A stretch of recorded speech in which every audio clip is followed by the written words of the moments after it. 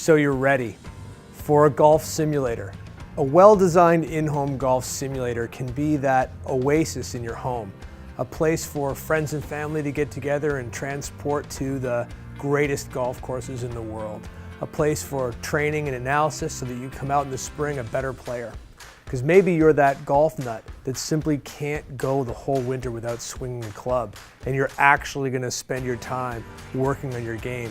Or maybe you just need that killer ultimate man cave. Whatever your vision is, I'm going to help you get from here to here.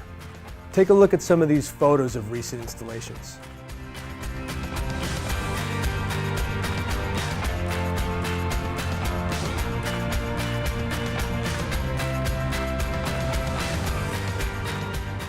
I'm James Laidlaw, and I've been working in golf in Canada for my whole career.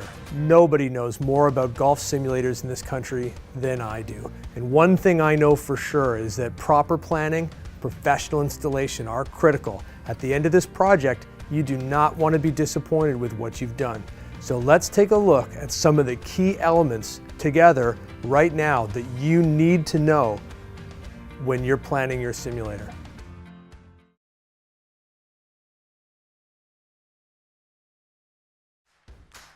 The single most important thing we're going to talk about is room size. If you don't have the room, it's just not going to work.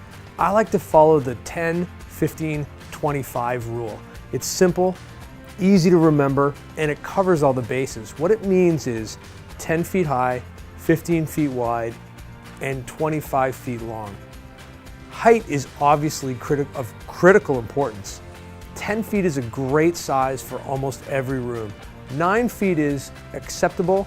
I wouldn't recommend going any lower than that. It starts to feel claustrophobic and a little bit too tight. Width is really important because most tracking systems track the ball down the center line, which means left-handed players and right-handed players have to have their own space on either side of the ball. So 14 feet or 15 feet is a really good dimension. Lengthwise is also relative to the tracking system. However, almost everything works within 20 or 21 feet.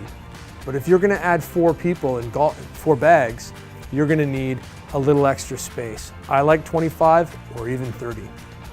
So whether you're in renovation mode or you're designing your new home, it's critical to get the sizing right. Let's review your space together sooner rather than later so we're not disappointed at the end.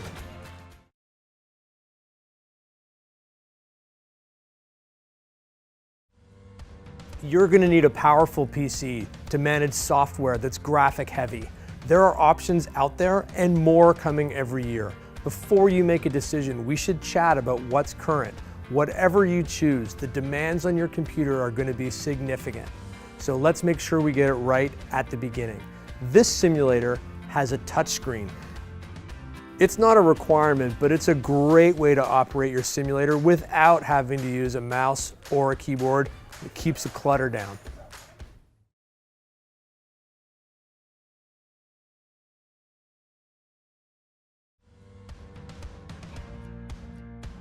Let's talk about turf. There's a lot of ways to make your room beautiful with turf. You can have championship putting turf throughout the room with multiple cups for putting practice.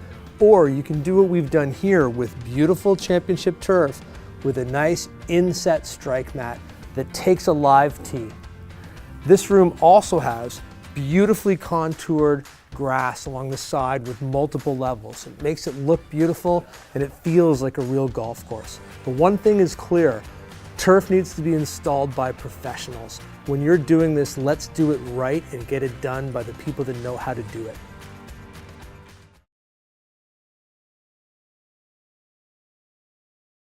Golf simulator screens are custom sized, and we're going to fit them into whatever space you have. But the projected image is going to be 16:10, so you want to try to work within those confines as much as possible.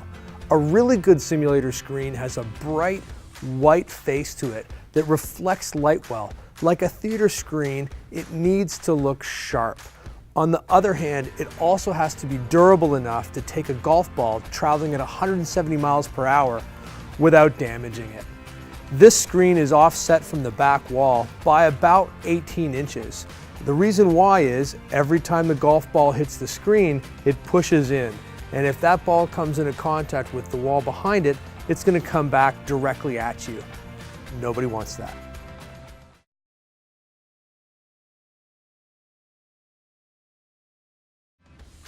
Let's talk about wall treatments. Traditionally in golf simulators, you see black curtains. They're functional, great for opening and closing off neighboring spaces in the basement. They even look pretty cool, but it's far from your only options. This room here has black and green checkered turf grass on the wall. It's padded, functional, extremely durable, and looks really cool.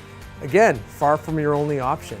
This other image here has padded carpet panels with colors representing ground, sky, and clouds.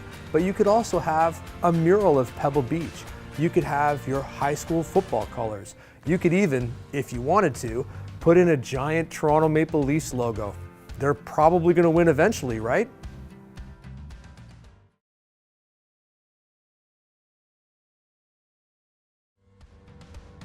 Every simulator has to track the ball. There's a number of different technologies. There's older floor sensors and even cameras in the ceiling. This simulator is powered by TrackMan. It uses radar. It's the #1 technology in the golf industry right now, used by more tour professionals, more teaching professionals than any other technology combined.